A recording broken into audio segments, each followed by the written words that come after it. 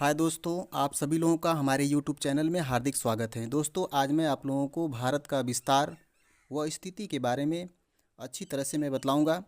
और जानते हैं ये एनसीईआरटी बुक से नोट डाउन किया गया है और बहुत ही अच्छी तरीके से पहले मैं आप लोगों को ग्लोब या नक्शे के माध्यम से भारत का विस्तार व स्थिति के बारे में मैं बतलाऊँगा। और उसके बारे में मैं क्या है नोट भी किया है। ठीक है, नक्शे के अलावा समझाने के बाद भी उसको भी मैं बतलाऊँगा। ठीक है, तो आइए जानते हैं। क्योंकि जानते हैं ये मेरा पीजीटी का नोट्स है ज्योग्राफी का। और क्या है 11 कह सकते हैं कि 9, 10, 11, 12 पूरी क्या है एनसीईआरटी बुक से लिया गया है एक तरह से। और ये क्या है वनडे जितने भी एग्ज़ाम होते हैं आल स्टेट के वो सब में काम आता है। तो आइए इसको विस्तार पूर्वक देखते हैं। ये देखिए क्या है ग्लोब है। ग्लोब ये क्या है ग्लोब जो होता है पृथ्वी का एक हमशक्ल है। हमशक्ल अब जानते हैं कि इस ग्लोब को बनाने के लिए कुछ काल्पनिक रेखाएं दर्शाई गई है पृथ्वी पर। इस क्या है ग्लोब पर जो पृथ्वी का हमशक्ल है। तो आइए जानते हैं। देखिए क्या है कि बीचों बीच एक रेखा खींची गई है जिसको हम क्या है जीरो अंश या भूमध्य रेखा बोलते हैं। ठीक है, या विषुवत रेखा भी बोलते हैं। अब देखिए क्या है कि इस ये जो जीरो अंश है यानी भूमध्य रेखा है इसको दो बराबर भागों में बांट दे रहा है। ऊपर जो उत्तरी गोलार्ध है, नीचे दक्षिणी गोलार्ध है। ठीक है दोस्तों, और देखिए क्या है कि ये दिशा है यानी उत्तरी दिशा है, दक्षिणी दिशा है, फिर पूर्वी दिशा है, ये पश्चिमी दिशा है। फिर ऊपर देखिए क्या है कि उत्तरी ध्रुव इसको लिया जाता है और नीचे दक्षिणी ध्रुव है। यहीं पे 6 महीने रात होती है, 6 महीने दिन होता है। यहीं पे पृथ्वी के घूर्णन के कारण ये होता है। ठीक है, क्योंकि वहाँ पे सूर्य की किरणें पहुँच नहीं पाती है, इसके कारण ऐसा होता है और बर्फ़ जमा रहता है। अब देखिए क्या है कि आप जानेंगे भारत की स्थिति के बारे में, तो उससे पहले हम जान लेते हैं इस ग्लोब पे कुछ काल्पनिक रेखाएं खींची गई हैं उसके बारे में जान लेते हैं। ठीक है, यहाँ पर देखिए देशांतर रेखा है। देशांतर रेखा जो है उत्तर से दक्षिण दिशा में खींची गई है देशांतर रेखा। तो देशांतर रेखा किसे कहते हैं? देखिए क्या है कि ग्लोब पर उत्तर से दक्षिण दिशा में खींची गई काल्पनिक रेखा को देशांतर रेखा कहते हैं। ठीक है, वहीं क्या है कि अक्षांश रेखा जो है वो पूरब से पश्चिम दिशा में ग्लोब पर खींची गई काल्पनिक रेखा को अक्षांश रेखा कहते हैं। ठीक है दोस्तों, आइए अब देखिए क्या है कि भारत की स्थिति यहाँ पे मैंने छोटा नक्शा भारत का बनाया है। भारत की स्थिति कैसी है और कितने क्या है देशांतरी और क्या है और अक्षांश के बीच भारत स्थित है। उससे पहले मैं जान लूँ बतला दूँ आप लोगों को कि पहला जो प्रश्न आता है कि भारत भारत किस गोलार्ध में स्थित है। ठीक है, भारत किस गोलार्ध में स्थित है।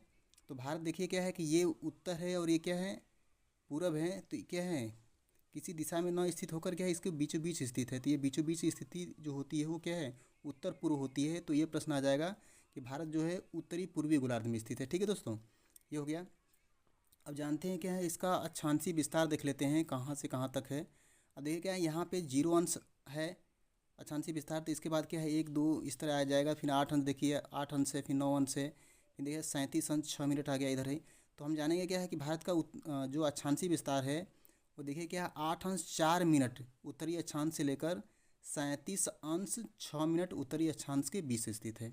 ठीक है, अक्षांशीय विस्तार। और वही क्या है देशांतरी विस्तार देखते हैं। तो देखिए क्या है कि 68 अंश 7 मिनट से 97 अंश 25 मिनट पूर्वी देशांतर के बीच स्थित है। ठीक है दोस्तों, ये क्या है भारत का या मैंने विस्तार देख लिया। अब देखिए क्या है इसको मैंने एक तरह से मोबाइल नंबर के थ्रू मैंने इसको याद करने का ट्रिक बनाया है, आप लोग देख सकते हैं। जैसे देखिए 84, 37, 66, 87, 97, 25 इसको याद कर सकते हैं। 2-3 बार बोलेंगे तो याद हो जाएगा, 2, 4, 5 बार। अब देखिए इसको 4 भागों में बांट दिया गया है।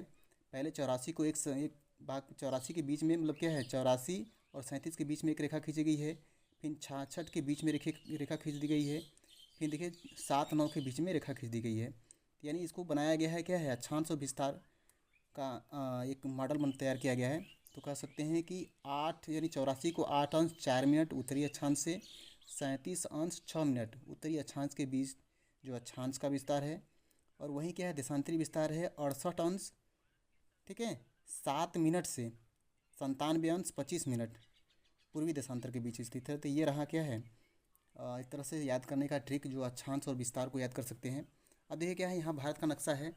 यहाँ पे अगर छोटे तरीके से समझा सकते हैं आप लोगों को कि भारत का नक्शा है। भारत का जो सबसे क्या है यहाँ पे जो निचला जो है अक्षांश रेखा जैसे 8 अंश है। तो देखिए क्या है 1 मिनट, 2 मिनट, 3 मिनट, 4 मिनट।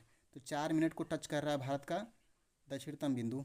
ठीक है, तो यहाँ पे आएगा जो है, यहाँ पे कन्याकुमारी होता है, केप कोमोरियन इसको बोला जाता है। तो यहाँ पे देखिए क्या है, ये अंश जो मतलब स्थिति बोली जाती है 8 - 4। ठीक है, 8 - 4 बोली जाती है। ठीक है, फिर 9 इसी तरह आगे बढ़ता जाता है। आइए बड़े नक्शे में देखते हैं इसको। देखिए दोस्तों, भारत का पूरा हम क्या है विस्तार देखते हैं। अब इसके हम देखेंगे क्या है। देखिए ये भारत का आकार जो है प्रश्न पूछता है कैसा है, तो चतुष्कोणीय है। देखिए इस तरह क्या है, पूरी रेखाएं मैंने खींच दिया है पूरा।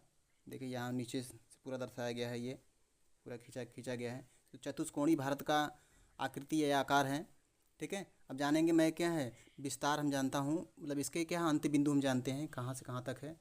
देखिए क्या है, उत्तरी जो बिंदु जो भारत का है वो इंदिरा काल जिसको बोलते हैं, लद्दाख केंद्र शासित प्रदेश में स्थित है।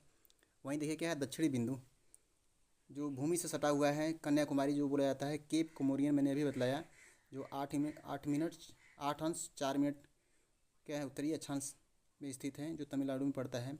और देखिए क्या है, भारत से जो दूर स्थित है, जो भारत की स्थिति है, जो इसको कह सकते हैं भूमि से सटा हुआ है, और जो पानी से थोड़ा सा दूर है, समुद्र जो हिंद महासागर में स्थित है, अंडमान निकोबार द्वीप समूह जो भारत का ही अंग है। और यहाँ का जानते हैं दक्षिणतम बिंदु ये सबसे आएगा। अगर क्या है मुख्य भूमि से पूछेगा तो आप लोग बतला सकते हैं कन्याकुमारी, लेकिन क्या है मुख्य भूमि से न पूछेगा तो इसका नाम होता है, देखिए आप लोग जान सकते हैं कि ये इसका नाम है क्या है, इंदिरा पॉइंट। ठीक है, इंदिरा पॉइंट। फिर दिया पारसन पॉइंट, देखिए कहा जाता है पिगमिलियन पॉइंट, ला हिंचिंग पॉइंट। ठीक है, ये बोला जाता है। ये दक्षिणी दिशा में स्थित है, और ये क्या है कि अंडमान निकोबार द्वीप समूह के दक्षिण में स्थित है। ठीक है, अंडमान निकोबार द्वीप समूह जो है 7 द्वीपों से मिलकर बना है। मैं भी इसको बतला देता हूँ, मैं अच्छे से देखिए फिगर में बनाया हूँ। देखिए 1 2 3 4 5 6 और 7 द्वीप हैं। तो 4 द्वीप जो है देखिए मैंने यहाँ पे लाइन खींचा है, 4 द्वीप जो है अंडमान निकोबार द्वीप है के हैं, और 3 द्वीप जो है निकोबार द्वीप समूह के हैं। तो 4 3 7 द्वीप मिलाकर अंडमान निकोबार द्वीप समूह है, और भारत का ये जैव विविधता वाला क्षेत्र भी बोला जाता है। तो जानते हैं देखिए अंडमान निकोबार द्वीप समूह, तो उत्तरी अंडमान इस 4 द्वीप हैं। तो पहला उत्तरी अंडमान है, फिर मध्य अंडमान है, फिर दक्षिण अंडमान है, फिर छोटा अंडमान है। ठीक है, वही निकोबार में आता है कार निकोबार, छोटा निकोबार और महान निकोबार।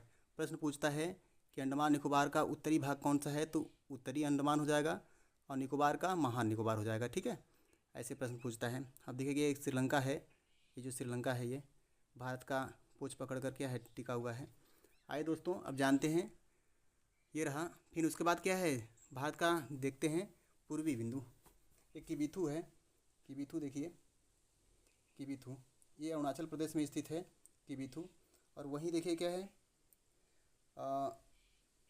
पश्चिमी बिंदु जो है, ये देखिए पश्चिमी बिंदु जिसको गौहर माथा बोलते हैं या गौर माथा भी बोलते हैं, कच्छ गुजरात में स्थित है, जिसको सर क्रिक भी बोला जाता है। ठीक है दोस्तों, तो ये क्या है यहीं पे 68 अंश 7 मिनट आता है। और यहाँ पे क्या है इंदिरा काल पे क्या है ये 37 अंश 6 मिनट होता है। ठीक, और यहाँ पे किबिथु में क्या है 97 अंश 25 मिनट होता है। ठीक है, तो यह है। अब आते हैं देखिए क्या विस्तार देख लेते हैं। भारत की लंबाई जो है उत्तर से दक्षिण, ये जो लंबाई है उत्तर से दक्षिण कितनी है, तो मैंने लिखा है 3214 किलोमीटर है। ठीक है, 3214 किलोमीटर। और वही चौड़ाई क्या है पूरब से पश्चिम आती है, पूरब से पश्चिम तो क्या है चौड़ाई आती है 33 किलोमीटर, यानी 2933 किलोमीटर। ठीक है दोस्तों, अब देखिए भारत का जो क्षेत्रफल है वो देखिए भारत का क्षेत्रफल 32,87,263 वर्ग किलोमीटर है। ठीक है दोस्तों, और वही क्या है जब आते हैं क्या है वर्ग मील में, तो वर्ग मील में भारत का जो क्षेत्रफल होता है 12,69,219 वर्ग मील में आता है। ठीक है दोस्तों, भारत का क्षेत्रफल जो है पूरे विश्व के क्षेत्रफल का 2.42% है। और भारत जानते हैं विश्व का सबसे बड़ा क्षेत्रफल की दृष्टि से 7वां देश है। ठीक है दोस्तों, और इससे 6 कौन कौन से देश हैं, एक ट्रिक आती है, ट्रिक है देखिए ट्रिक, रुक चीन अब आया भारत, ये ट्रिक होती है। रूस से क्या है यानी रसिया हो जाएगा रूस। ठीक है, क से कनाडा हो जाएगा, रुक चीन चीन से चीन हो जाएगा। यह है कि अब अ से अमेरिका, ब से ब्राज़ील हो जाएगा। ठीक है, आयात से ऑस्ट्रेलिया और क्या है भारत से भारत हो जाएगा। यानी ये 7 ये क्या है बड़े से छोटे क्रम में ये देश हैं क्षेत्रफल की दृष्टि से। सबसे बड़ा देश जो है विश्व में क्या है वो रसिया है, रूस है। ठीक है दोस्तों, अब देखिए क्या है कि जनसंख्या में आते हैं। जनसंख्या में 2011 की जनगणना के अनुसार चीन पहले स्थान पे है। ठीक है, लेकिन अब क्या है 2021 की जनगणना के अनुसार अब भारत जो है वो क्या है, अभी रिपोर्ट पूरी तरह से आई नहीं है, आ जाएगी तो क्या है भारत जो है वो पहले स्थान पे हो गया है जनसंख्या की दृष्टि से, और दूसरे स्थान पे चीन हो गया है, फिर अमेरिका है, ऐसे ही है। ठीक है, तो आइए देखते हैं। अब पहले क्या है जनसंख्या में भारत का जो पूरे विश्व की जनसंख्या का था 17.5% था। अब क्या है 17.64 से ऊपर हो गया, 6.4 के लगभग है, ऊपर है। ठीक दोस्तों, आइए देखते हैं विस्तार पूर्वक। जैसे क्या है हम लोग देखेंगे नोट्स मैंने जो अपने हैंड राइटिंग में लिखा है, आइए उसको हम देखते हैं। ठीक है, ये रहा। देखिए दोस्तों, ये रहा भारत का विस्तार व स्थिति। देखिए प्रश्न पहला आता है कि भारत की जो स्थिति है कैसी है। तो भारत उत्तरी पूर्वी गोलार्ध में स्थित है। ठीक है दोस्तों, भारत जो है कहाँ स्थित है, उत्तरी पूर्वी गोलार्ध में। ठीक है दोस्तों, अब देखिए क्या है क्षेत्रफल की दृष्टि से भारत का विश्व में क्या है 7वां स्थान है, मैंने बताया। और देखिए नोट डाउन मैंने किया है वही बड़े से छोटे क्रम में जो ट्रिक है। रुक चीन अब आया भारत, मैंने बताया है यहाँ पे रूस, कनाडा, चीन, संयुक्त राज्य अमेरिका और ब्राज़ील, ऑस्ट्रेलिया और भारत। ठीक है दोस्तों, अब ये क्या है कि हमने बताया कि भारत का क्षेत्रफल जो है विश्व के कुल क्षेत्रफल का 2.42% है। और भारत का क्षेत्रफल है 32,87,200 वर्ग किलोमीटर। वही मील में देखा जाए तो 12 लाख देखिए 69,219 वर्ग मील है। ठीक है, अब भारत का जनसंख्या जो है जनसंख्या की दृष्टि से दूसरा स्थान 2011 की जनगणना के अनुसार था, लेकिन अब क्या है पहला स्थान आ गया है, चीन को पछाड़ दिया है भारत। और देखिए क्या है जो कुल प्रतिशत जो विश्व की जनसंख्या का कुल प्रतिशत था वो पहले 2011 के अनुसार 17.5 था। अब क्या है 17.64 नियर अबाउट हो गया है। ठीक है दोस्तों, अब देखिए क्या है यहाँ पे ये तो दिया है 2011 की जनगणना के अनुसार बड़े से छोटे क्रम में जो देश हैं जनसंख्या की दृष्टि से। तो पहले क्या चीन था, लेकिन भारत हो गया है, फिर चीन, संयुक्त राज्य अमेरिका और इंडोनेशिया उसके बाद है। ये मैंने विस्तार बतलाया था। लंबाई जो भारत की है उत्तर से दक्षिण में क्या है 3214 किलोमीटर है, और वही चौड़ाई पूरब से पश्चिम है क्या है 2933 किलोमीटर। ठीक है दोस्तों, और लंबाई और चौड़ाई में अंतर जो है वो क्या है 281 किलोमीटर है। अब भारत का अक्षांशीय विस्तार हमने बतलाया था कि 8 अंश 4 मिनट उत्तरी अक्षांश से 37 अंश 6 मिनट। ठीक है, यानी 8 अंश 4 मिनट उत्तरी अक्षांश से 37 अंश 6 मिनट उत्तरी अक्षांश के बीच स्थित है। वही देशांतरी विस्तार 68 अंश 7 मिनट पूर्वी देशांतर से 97 अंश 25 मिनट पूर्वी देशांतर तक है। ठीक है, अब भारत का जो उत्तरी बिंदु है जिसको इंदिरा काल बोलते हैं, मैंने बताया था लद्दाख केंद्र शासित प्रदेश में स्थित है। वही दक्षिणी बिंदु जो है क्या है इंदिरा पॉइंट जिसको कहा जाता है, और नाम कई है कि पिग्मेलियन पॉइंट, ला हिंचिंग पॉइंट और पारसन पॉइंट।